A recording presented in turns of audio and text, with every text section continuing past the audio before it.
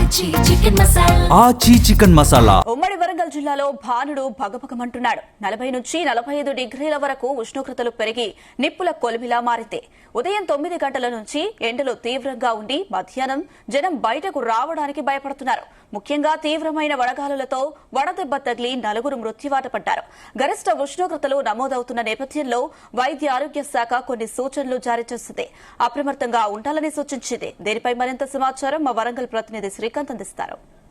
ఉమ్మడి వరంగల్ జిల్లా వ్యాప్తంగా సూర్యుడు తన ప్రతాపాన్ని చూపిస్తామని చెప్పొచ్చు. గరిష్ట ఉష్ణోగ్రతలే నమోదవుతున్న పరిస్థితి కనిపిస్తుంది. ములుగు జిల్లాలో 42.8 డిగ్రీల ఉష్ణోగ్రత నమోదు కావడం, వరంగల్లో 42.2, హన్మకొండలో 41.8, ఇటు మహబూబాబాద్ జిల్లాలో మాత్రం 42.6 డిగ్రీల ఉష్ణోగ్రత నమోదు కావడం, అదేవిధంగా జనగామ జిల్లాలో మాత్రం 42.5గా నమోదైనటువంటి పరిస్థితి కనిపిస్తుంది. ఈ క్రమంలో ప్రజలంతా కూడా ఇళ్లకే పరిమితమైనటువంటి సిచ్యువేషన్ కనిపిస్తుంది. ఉదయం 9 గంటల నుంచి కూడా సూర్యుడు తన ప్రతాపం చూపిస్తున్న నేపథ్యంలో ప్రజలంతా బయటికి వచ్చేందుకైతే జంకుతున్నటువంటి సిచ్యువేషన్ కనిపిస్తుంది. ఈ క్రమంలో సుమారుగా ఇక్కడ ఉన్నటువంటి రోడ్లపై వచ్చేటువంటి ప్రజలు మాత్రం తీవ్ర అస్వస్థకు గురవుతున్న సిచ్యువేషన్ కనిపిస్తుంది. ప్రస్తుతానికి మాత్రం ఉమ్మడి వరంగల్ జిల్లాకు సంబంధించినటువంటి 4 కూడా వడదెబ్బతో మృతి చెందినటువంటి పరిస్థితి కనిపిస్తుంది. మనం ప్రస్తుతం వరంగల్ నుంచి హైదరాబాద్ వెళ్ళేటువంటి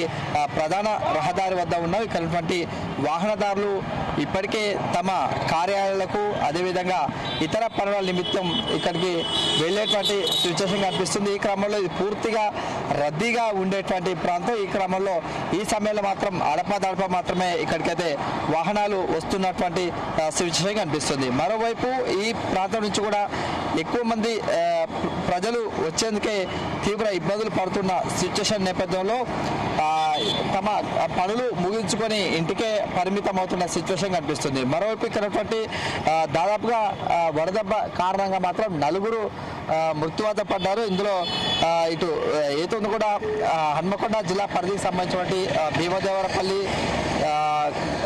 పక్కన ఉన్నటువంటి గ్రామానికి సంబంధించినటువంటి ఉన్నటువంటి మహిళ మృతి చెందడం, అదేవిధంగా వరంగల్ జిల్లా దుగ్గొండి మండలం బిక్కాజిపేట గ్రామానికి చెందినటువంటి వినయ్ అనే వ్యక్తి కూడా వ్యవసాయ పనుల నిమిత్తం కూడా వ్యవసాయానికి వెళ్ళినటువంటి క్రమంలో మధ్యాహ్నం సమయంలో తీవ్ర అస్వస్థతకు గురైనటువంటి క్రమంలో వెంటనే ఆసుపత్రికి తరలించే క్రమంలో అతడు కూడా మృత్యువాత పడ్డ పరిస్థితి కనిపిస్తుంది. మరోవైపు ఇటు పర్వతగిరి మండలం కళ్యాణ గ్రామానికి సంబంధించినటువంటి యాసరపు యాకయ్య అనే వ్యక్తి కూడా రోజువారీ కూలి పనులకు వెళ్ళినటువంటి క్రమంలో తీవ్ర అస్వస్థతకు గురైనటువంటి నేపథ్యంలో అతడు కూడా మృతి చెందినటువంటి పరిస్థితి. మరోవైపు ఇటు హన్మకొండ జిల్లా కాజిపేట సంబంధించినటువంటి దర్గా ప్రాంతం సంబంధించినటువంటి అఫ్జల్ అనే వ్యక్తి కూడా తీవ్ర అస్వస్థతకు గురై డీహైడ్రేషన్ అయినటువంటి నేపథ్యంలో తను రాత్రి సమయంలో మృతి చెందినటువంటి పరిస్థితి కనిపిస్తుంది. ఈ క్రమంలో వరుసగా జరుగుతున్నటువంటి వడదెబ్బ కారణంగా మృత్యువాత పడుతున్నటువంటి సంఖ్య అయితే ఎక్కువ కూడా పెరుగుతుంది. ఎందుకంటే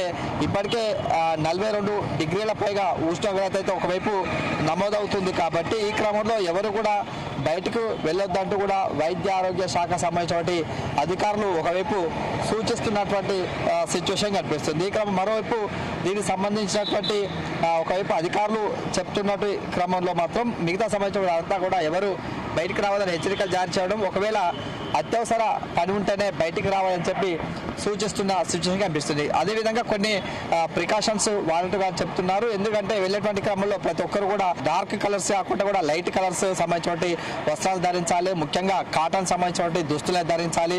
ప్రతి ఒక్కరు కూడా ముఖానికి మాత్రం మాస్క్ ధరించాలి. చెవిలోకి గాలి వెళ్లకుండా ఉండేందుకు ఒక రుమాల్ సహాయంతో కూడా దాన్ని కట్టుకోవాలంటూ కూడా కొన్ని సూచనలు చేయడం, వారి వెళ్ళేటువంటి క్రమంలో ప్రతి ఒక్కరు కూడా తమ వెంట ఒక వాటర్ బాటిల్ తీసుకెళ్లాలి. డీహైడ్రేషన్ గురి కాకుండా ఉండేందుకు అందులో కాస్త ఉప్పు కూడా కలుపుకోవాలని చెప్పి, అదేవిధంగా ఓఆర్ఎస్ ప్యాకెట్లను కూడా తాగాలంటూ కూడా కొన్ని వైద్య ఆరోగ్య శాఖ సంబంధించిన కొన్ని సూచనలు కూడా చేస్తున్న సిచ్యువేషన్ కనిపిస్తుంది. మరోవైపు ఇక్కడ ఎక్కువ కూడా గ్రామీణ ప్రాంతాల్లో మాత్రం వ్యవసాయ ఆధారిత పైన ఉండేటువంటి కుటుంబాలు ఉంటాయి. కాబట్టి వారు ఉదయం సమయంలో వెళ్ళినటువంటి క్రమంలో ఉదయం 9 నుంచి 10 గంటల సమయంలోపే పనులు ముగించుకోవాలని చెప్పి ఒకవైపు చూపిస్తున్నారు. మరోవైపు ఇటు ఉపాధి హామీ పనికి సంబంధించినటువంటి కూలీలు అయితే మిగతా వ్యవసాయ క్షేత్రంపై ఆధారపడినటువంటి కూలీలు కూడా వేకుజామునే కూడా ఉన్నటువంటి వెళ్ళటం, అదేవిధంగా త్వరగా పని పూర్తి చేసుకొని రావాలంటూ కొన్ని సూచనలు చేస్తున్నటువంటి సిచ్యువేషన్ కనిపిస్తుంది.